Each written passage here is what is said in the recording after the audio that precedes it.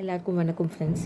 இன்றைக்கி நம்ம சதுர அவரை இல்லை சிறகு அவரை, சதுர பீன்ஸ் அதை பற்றி பார்க்க போகிறோம். இது இப்படி தான் இருக்கும். இது நம்ம தோட்டத்தில் வந்தது. ஸோ ஃப்ரெஷ்ஷாக கார்டன் ஹார்வெஸ்ட் பண்ணி உங்களுக்கு வந்து எப்படி செய்கிறதுன்னு காமிக்க போகிறேன்.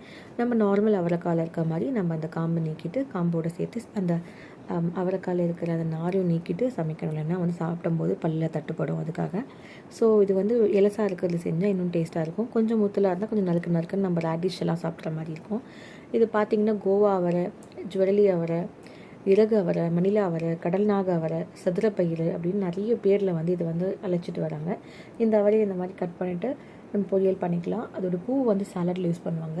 இந்த இலையை வந்து கீழே யூஸ் பண்ணுவாங்க. அண்ட் அதோட தண்டு பகுதி, அதாவது கிழங்கு பகுதியை வந்து கிட்டாங்க வேக வச்சு வீட்டில் சாப்பிடுவாங்க.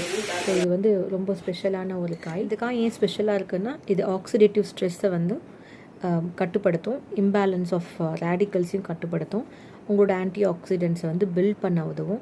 அதே மாதிரி இன்ஃப்ளமேஷன் ஆஃப் ஏதாவது டயாபிட்டிஸோ இல்லை ஏதாவது ஒரு வீக்கத்தன்மை உள்ள ஒரு நோய் இருக்குது, அந்த மாதிரி பல்மனரி டிசீஸ் இருந்தாலும் இது சாப்பிட்டா வந்து சரியாகும்னு சொல்கிறாங்க. இது பாடி செல்ஸ் அண்ட் டிஷ்யூஸை வந்து ரீஜெனரேட் பண்ணும். ஆக்சிடேட்டிவ் ஸ்ட்ரெஸ்ன்னு சொல்லும்போது கார்டியோவஸ்குலர் டிசீஸும் ஆர்த்ரைட்டிஸையும் டயாபிட்டிஸையும் இது வந்து சரி பண்ணுறதுக்கு இது யூஸ் பண்ணுறாங்கன்னு சொல்கிறாங்க. இது அமெரிக்காவில் நியூ ஜெர்சியில் அதிகமாக விளையிற ஒரு பயிர். இது மட்டும் இல்லாமல் இந்த அவரையில் கால்சியம், அயர்ன், ஃபாஸ்பரஸ், ஜிங்க், அப்புறம் காப்பர், இந்த 5 ஊட்டச்சத்தும் அதிகமாக இருக்குதுன்னு சொல்லுவாங்க.